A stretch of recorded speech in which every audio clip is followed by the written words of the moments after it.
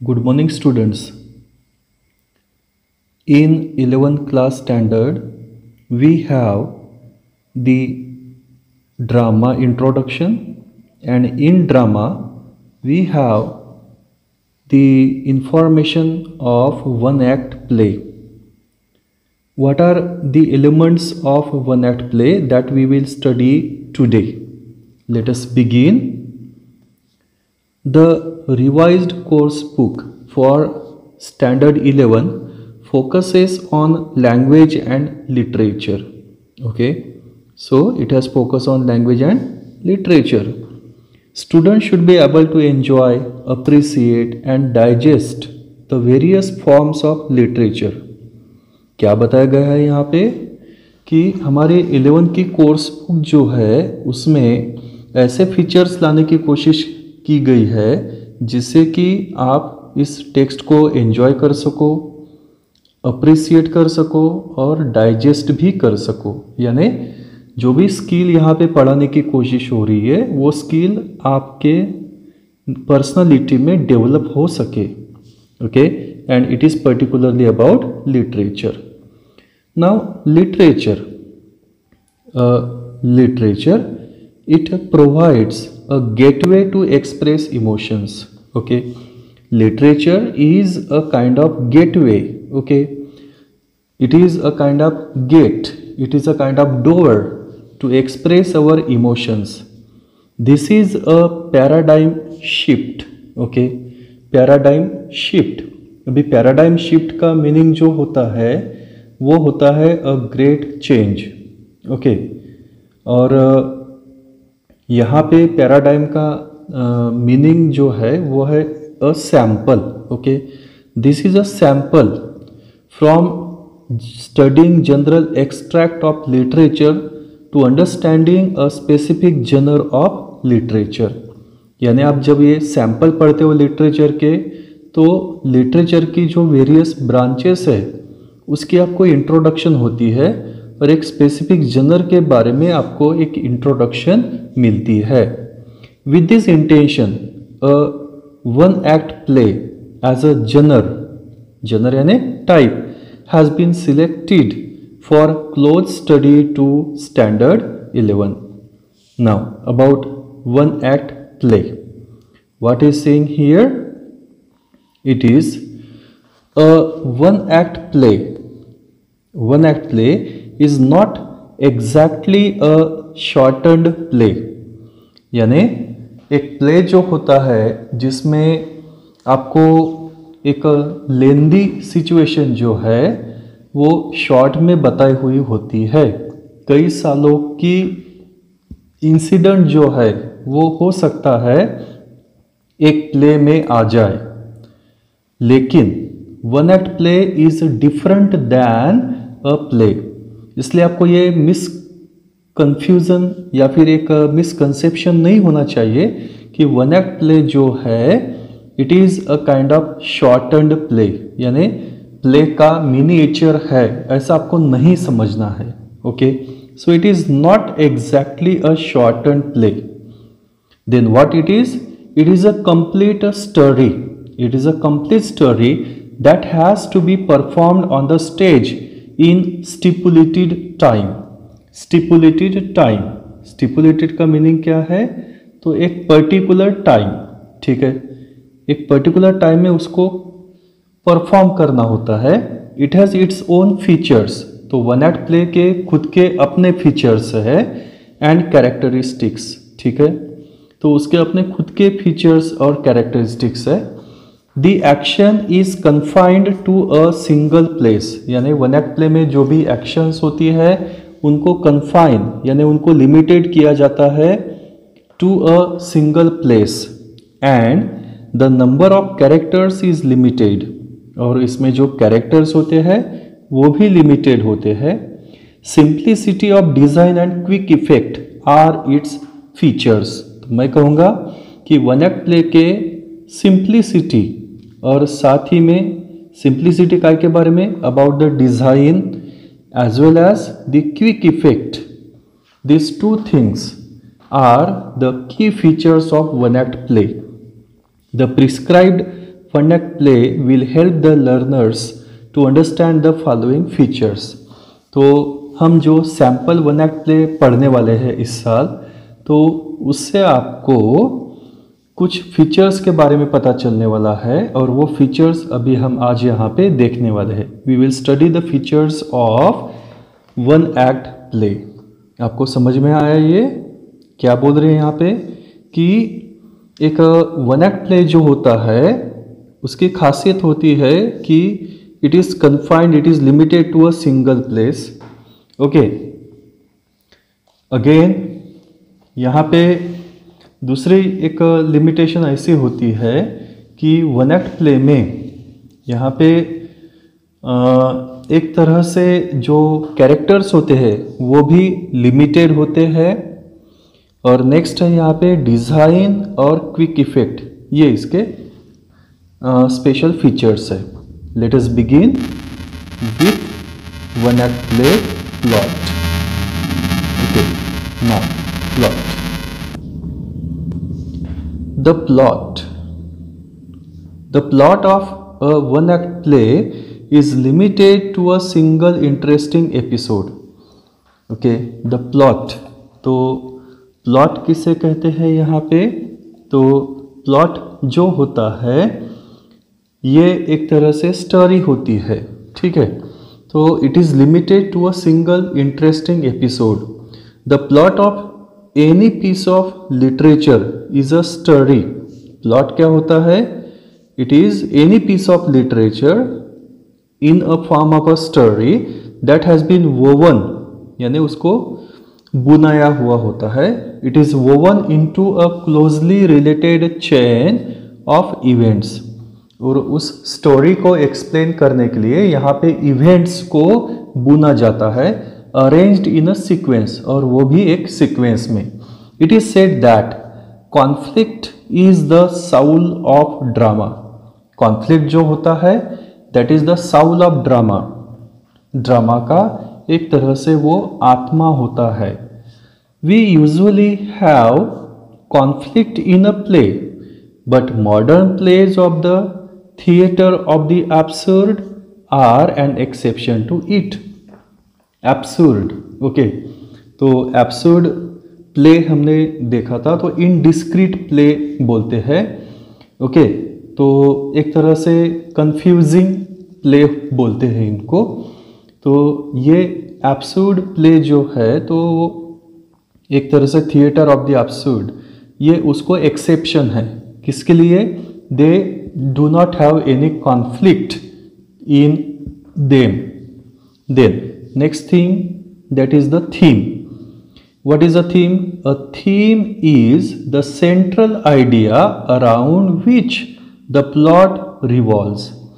तो प्लॉट जो होता है जिस सेंट्रल आइडिया के इर्द गिर्द घूमता है उसे थीम कहते हैं. That is a theme of a play. It is directly stated through the play rights instructions. तो प्ले राइट जो होता है, प्ले राइटर जो होता है, उसकी instructions, dialogues and other features से ये थीम क्लियर होते जाता है. इट फोकसेस ऑन, थीम का फोकस कहाँ पे होता है? The subject of the play. बराबर है, the subject of the play, that is the focus of the theme. It can be implicit और एक्सप्लिसिट. इम्प्लिसिट का मीनिंग क्या है? इम्प्लिसिट यानी कंप्लीट. ओके, जैसे ये पूरा होता है, कंप्लीट होता है. और साथ ही में एक्सप्लिसिट, एक्सप्लिसिट का मीनिंग होता है अपैरेंट यानी clear. Okay, complete and clear. Implicit यानी कंप्लीट और एक्सप्लिसिट का मीनिंग होता है clear. There can be a number of sub themes that portray human life. तो एक थीम जो होता है उसमें सब थीम्स भी हो सकते हैं जो कि ह्यूमन लाइफ को पोर्ट्रे करते हैं, डिस्क्राइब करते हैं. The theme helps to convey the message of the play right. और जो प्ले राइटर जो होता है, ड्रामाटिस्ट जो होता है, ड्रामा राइटर जो होता है, उसका मैसेज यहाँ पे थीम से कन्वे किया जाता है। दो चीज़ें आपको समझ में आई यहाँ पे, एक है प्लॉट और दूसरा है theme. Then next thing that is the setting. Now what is the setting? Setting और लोकेशन, यानी ड्रामा की जो इवेंट्स जहाँ पे होती है, they take place at a place, that location is called a setting. Okay, तो बैकग्राउंड जिसको हम बोलेंगे, जिस बैकग्राउंड में पूरी घटनाएं घटित होती है, उसे हम कहेंगे setting of a drama. Now setting और location is a place where the story occurs, okay, where the story takes place. A drama is meant for stage performance, बराबर है। एक ड्रामा जो होता है that is meant for stage performance, stage performance किया जाता है। The location or setting is revealed through effective use of a variety of props, okay, तो यहाँ पे एक इफेक्टिव यूज किया जाता है जो सेटिंग जो होती है। तो यहाँ पे जो भी कुछ एक पर्टिकुलर पीरियड में जो कुछ भी घटनाएं होती है, उनको स्टेज के ऊपर परफॉर्मेंस किया जाता है। ओके, तो effective use of a variety of props. तो यहाँ पे लोकेशन जो है वो लोकेशन एक लिमिटेड होती है, और लोकेशन लिमिटेड होने की वजह से यहाँ पे आपको जो कुछ भी घटनाएं होती है वो अलग अलग जो भी सीन्स है, प्रॉप्स यानी सीन्स, तो डिफरेंट सीन्स से आपको ये रिवील किया जाता है। The unity of time, place and action has to be taken into consideration. तो यहाँ पे यूनिटी फॉलो की जाती है, और वो यूनिटी किस चीज़ की रहती है? द यूनिटी ऑफ टाइम, यानी एक लिमिटेड टाइम, साथ ही में यहाँ पे प्लेस, एक ही प्लेस होना चाहिए, और साथ ही में action. Okay, then while setting the stage, the proper use of setting props helps the play to be impactful. Okay, तो उनका इफेक्टिव यूज जो होता है वो इफेक्टिव यूज से एक तरह से सेटिंग यहाँ पे हमें समझ में आती है। तो सेटिंग का प्रॉपर यूज होना चाहिए जो भी थीम है या फिर प्लॉट है उसको समझने के लिए। देन नेक्स्ट है यहाँ पे लैंग्वेज। तो लैंग्वेज के बारे में कहते हैं यहाँ पे वो कि we all know that the pen is mightier than the sword, यानी जो कलम जो होती है, कलम में तलवार से ज़्यादा ताकत होती है। Likewise words are the weapons of a writer. There is another language to.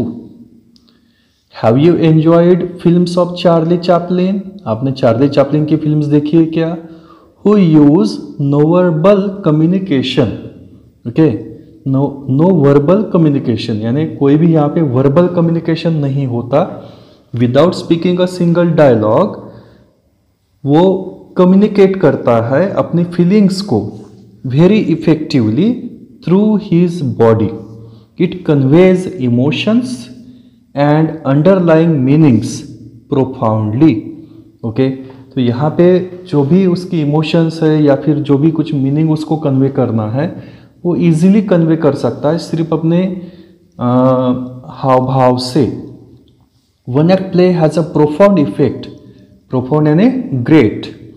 तो वन एक्ट प्ले जो होता है उसका एक प्रोफाउंड इफेक्ट गिरता है due to its brevity of words. Brevity यानी शॉर्टनेस। ओके, तो एकदम समरी जिसको हम कहेंगे, तो कम वर्ड्स में एक बहुत ज़्यादा इफेक्ट अचीव किया जाता है वन एक्ट प्ले में। If the dialogues are witty यानी वाइज, पंजेंट, पंजेंट यानी सार्कास्टिक, ओके, जैसे चुभने वाले, एंड कंसाइज, कंसाइज, तो कंसाइज का मीनिंग होता है short. They add to the overall impact of the play, that is Shakespeare's Hamlet.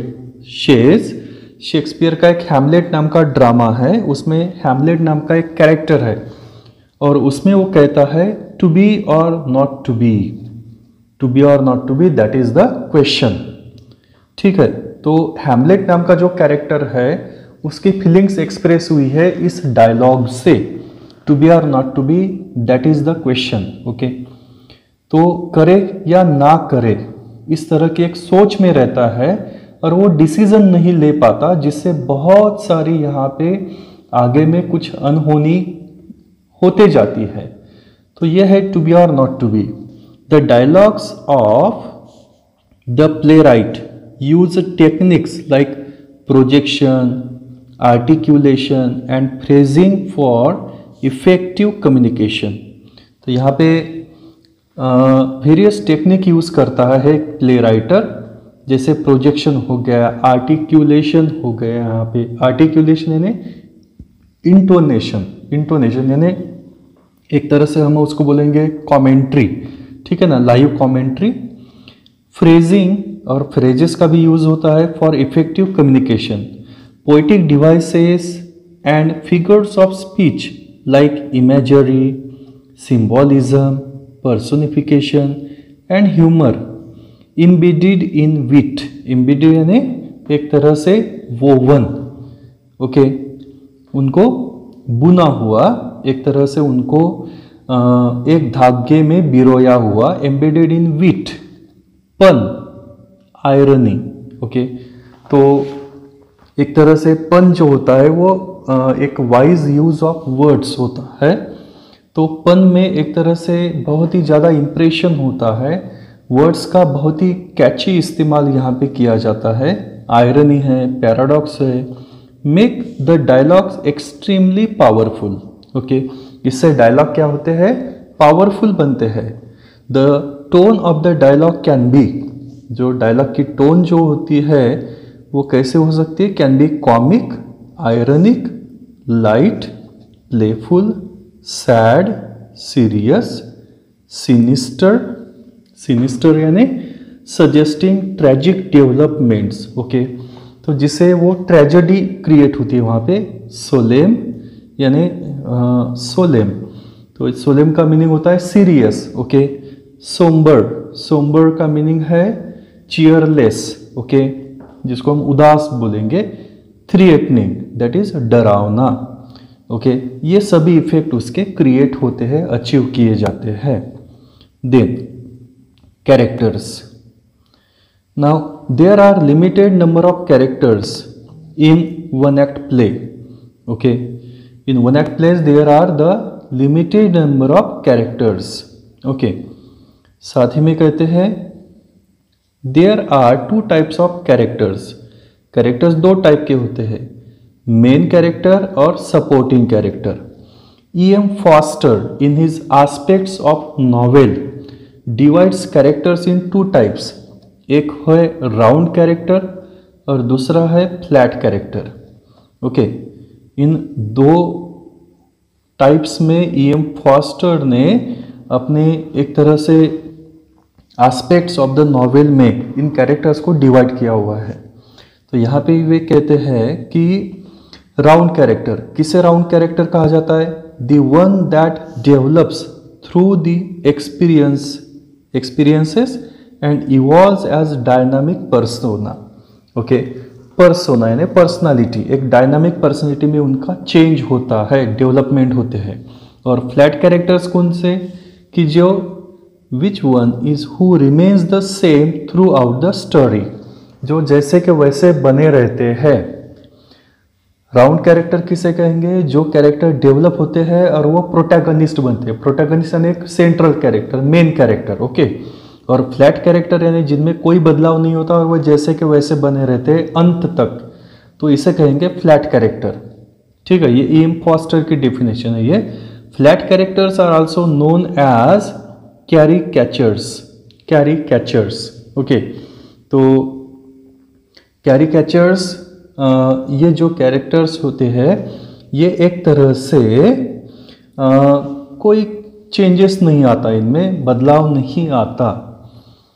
And अभी जो एक तरह से जो कैरेक्टर्स होते हैं जिनमें कोई बदलाव नहीं आता उनको कैरिकेचर्स उन्होंने कहा है। एंड रिकॉग्नाइज्ड यानी identified only through one characteristic, उनका एक पर्टिकुलर एक स्वभाव जो रहता है, नेचर जो रहता है वही फिक्स रहता है लास्ट तक।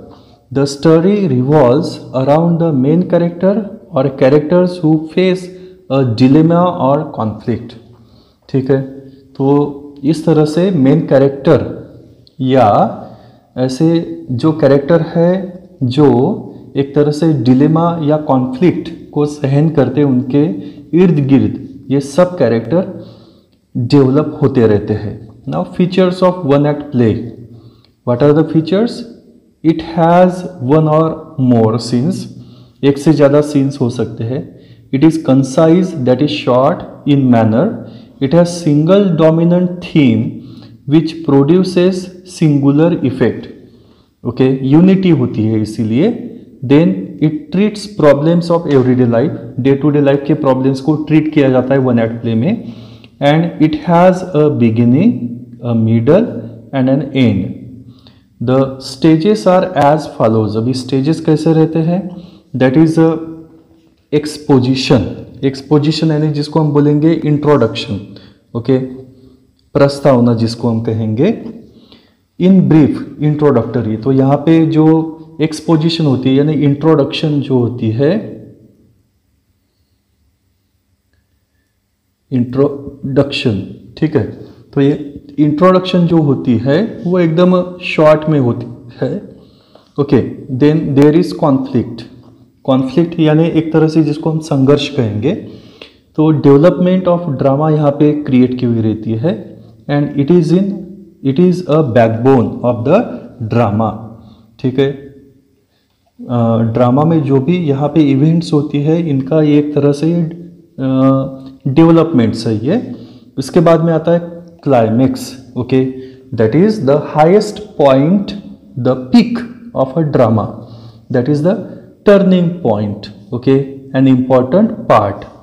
और लास्ट में आता है डिनाउमेंट। डिनाउमेंट यानी the outcome of a complex sequence of events. तो it often overlaps climax, climax पे छा जाता है ये। और डिनाउमेंट जो होता है that is the outcome of a complex sequence of events. और खासियत है इसमें नंबर 6 में दी हुई है वो, that is it gives introduction of stage direction, it creates mood और एटमॉस्फियर। ठीक है, उसके बाद में it has unity of time, place and action. Next है it has simplicity of plot, concentration of action and unity of impression.